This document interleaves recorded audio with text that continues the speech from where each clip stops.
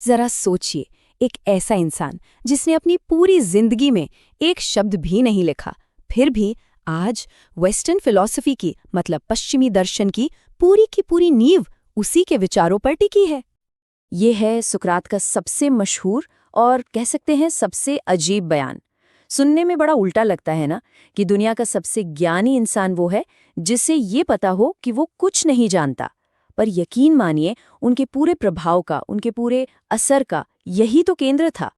तो सवाल ये उठता है कि अगर वो सच में कुछ नहीं जानते थे, तो फिर ये इंसान पश्चिमी दर्शन का जनक, ए फादर फिगर कैसे बन गया? चलिए, आज इसी सवाल की गहराई में उतरते हैं और उस महान विचारक को समझने की कोशिश करते हैं जिसने अपने विचारों के लिए मौत तक को गले लगा लिया। तो कौन थे सुकरात और कैसी थी वो दुनिया जिसमें वो रहते थे? कहानी की शुरुआत यहीं से करते हैं। देखिए, सुकरात सिर्फ एक फिलोसोफर, एक दार्शनिक ही नहीं थे। नहीं, वो एथेंस के एक आम नागरिक थे, बल्कि एक सैनिक भी थे जिन्होंने जंग के मैदान में अपनी बहादुरी का सबूत दिया। मतलब फिलॉसफी की दुनिया में कदम रखने से बहुत पहले ही उनकी जिंदगी काफी एक्शन से भरी हुई थी। और फिर उनकी जिंदगी में एक मोड़ आया। डेल्फी के मशहूर ऑरेकल यानी देववाणी से उनके एक दोस्त ने पूछा, क्या सुकरात से भी ज्यादा बुद्धिमान कोई है? और जवाब क्या मिला? कोई नहीं। अब सुकरात तो ये सुनकर हैरान रह गए। उन्हें तो लगता था कि वो कुछ नहीं जानते, तो फिर ये कैसे हो सकता है? बस इसी पहेली को सुलझाने के लिए उन्होंने अपनी जिंदगी का मिशन बना लिया, सच्चे ज्ञान की खोज। और अपनी इसी खोज में उन्होंने एक ऐसा अनोखा हथियार तैयार किया जो किसी भी तलवार से कहीं ज्यादा ताकतवर था। इसे कहते हैं द सुक्रेटिक मेथड, यानी सुकराती पद्धति। अब ये सिर्फ सवाल जवाब का खेल नहीं था। नहीं, ये एक कला थी, सवालों के जरिए किसी को सच के करीब ले जाने की। वो कभी किसी को कुछ सिखाते नहीं थे, बस उन्हें सोचने पर मजबूर कर देते थे। तो ये काम कैसे करता था? उनका तरीका बड़ा सीधा था। वो किसी से पूछते, अच्छा बताइए, न्याय क्या है? अब सामने वाला जो भी जवाब देता, सुकरात उसी के जवाब में कोई न कोई कमी, कोई विरोधाभास ढूंढ निकालते। और ये सिलसिला तब तक चलता रहता था जब तक वो इंसान खुद ये ना मान ले कि हाँ, शायद मैं सच में नहीं जानता। और बस असली ज्ञान की खोज यहीं से शुरू होती थी। इसीलिए सुकरात खुद को एक मानसिक दाई कहते थे। देखिए, उनकी माँ एक दाई थी जो बच्चों को इस दुनिया में लाने में मदद करती थी। सुकरात का कहना था कि वो भी ठीक वही काम करते हैं, बस वो लोगों को उनके अपने विचारों को जन्म देने में मदद करते हैं। लेकिन एक बात तो साफ है, जब किसी को बार बार ये एहसास दिलाया जाए कि वो अज्ञानी है, तो जाहिर है वो इंसान ज्यादा पसंद तो नहीं करेगा। और बस यहीं से टकराव की शुरुआत हो गई। उन्होंने खुद को एथेंस का गैडफ्लाई कहा, मतलब एक ऐसी डांस या मक्खी जिसे राज्य के सुस्त आलसी घोड़े को जगाने के लिए भेजा गया है। ये एक जबरदस्त एनालॉजी थी। वो एक ऐसी चुभने वाली आवाज थे जो एथेंस के समाज को बार बार डंक मारकर उसे उसकी नैतिक और बौद्धिक नींद से जगाने की कोशिश कर रहे थे। उनका मकसद परेशान करना नहीं था, बल्कि सुधार लाना था। उस दौर में एथेंस में सोफिस्ट्स का बड़ा बोलबाला था। ये वो शिक्षक थे जो पैसे लेकर लोगों को बहस जीतना सिखाते थे।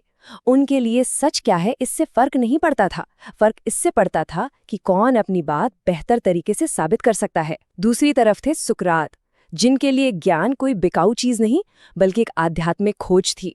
तो ये एक सीधी सीधी वैचारिक टक्कर थी। सोचिए, सुकरात के सवालों के आगे बड़े बड़े राजनेता, कवि और खुद को ज्ञानी कहने वाले लोग भरी सभा में चुप हो जाते थे। जाहिर है, इससे धीरे धीरे एथेंस के कई ताकतवर लोग उनके दुश्मन बन गए। और फिर वो दिन आ ही गया जब एथेंस ने अपने ही सबसे अनोखे, सबसे बड़े विचारक को कटघरे में खड़ा कर दिया। ये वो दौर था जब एथेंस एक बहुत बड़ी जंग, पेलोपोनेशियन वॉर, हार चुका था। समाज में डर था, असुरक्षा थी, और ऐसे माहौल में लोग नए या चुनौती देने वाले विचारों को आसानी से बर्दाश्त नहीं करते। सुकरात के लिए माहौल अब बदल चुका था। तो उन पर ऑफिशियल चार्जेस क्या लगाए गए? 3 बड़े आरोप थे। पहला, वो शहर के देवताओं को नहीं मानते। दूसरा, वो नए नए देवता बना रहे हैं। और तीसरा, और शायद सबसे खतरनाक आरोप, कि वो अपनी बातों से एथेंस के नौजवानों को बिगाड़ रहे हैं। अब अपनी सफाई में सुकरात ने कोई रहम की भीख नहीं मांगी, बिल्कुल नहीं। उल्टा उन्होंने ये तर्क दिया कि शहर की भलाई करने और लोगों को जगाने के इस काम के लिए उन्हें सजा नहीं बल्कि इनाम मिलना चाहिए, ठीक वैसे ही जैसे ओलंपिक के विजेताओं को मिलता है। जूरी ने उन्हें दोषी तो पाया, लेकिन फैसला बहुत ही करीबी था। 280 वोट दोषी के पक्ष में और 221 निर्दोष के। ये नंबर दिखाते हैं कि एथेंस कितना बटा हुआ था। मतलब एक बड़ा हिस्सा अब भी सुकरात के साथ खड़ा था। सजा, मौत की सजा, और अब सुकरात के सामने था उनकी जिंदगी का सबसे बड़ा और आखिरी चुनाव। जेल में उनके दोस्त क्रिटो उनसे मिलने आए। उन्होंने भागने का पूरा इंतजाम कर लिया था। गार्ड्स को रिश्वत दे दी गई थी, सब कुछ तैयार था। सुकरात को बस हाँ कहना था। ये उनके सारे सिद्धांतों की सबसे बड़ी परीक्षा थी। लेकिन सुकरात ने साफ मना कर दिया। उन्होंने कहा, अगर मैं भाग गया तो मेरा शरीर तो बच जाएगा, पर मेरे विचार वो मर जाएंगे। उन्होंने समझाया कि उन्होंने अपनी पूरी जिंदगी एथेंस के कानूनों का सम्मान किया है और अब वो उन्हें तोड़ नहीं सकते। अन्याय का जवाब अन्याय से देना ये उनका रास्ता नहीं था। वो अपने सिद्धांतों के लिए जिए थे और अब उन्हीं के लिए मरने को भी तैयार थे। जहर का प्याला पीने से ठीक पहले उनके आखिरी शब्द थे, क्रिटो, हमें एस्क्लेपियस को एक मुर्गा चढ़ाना है, भूलना मत।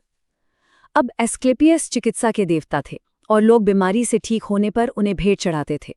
तो क्या सुकरात ये कह रहे थे कि जिंदगी खुद एक बीमारी है और मौत उसका इलाज? सुकरात तो चले गए, लेकिन उनका सबसे बड़ा सवाल आज भी हमारे सामने खड़ा है। एक अनपरखी जिंदगी जीने लायक नहीं है। मतलब एक ऐसी जिंदगी जिसमें हम कभी रुक कर खुद से सवाल ही नहीं पूछते, क्या वो सच में जीने के काबिल है? और इस सवाल का जवाब शायद हम सबको अपने अंदर ही खोजना होगा। वीडियो पसंद आए तो साइकोजीनियस चैनल को सब्सक्राइब जरूर करें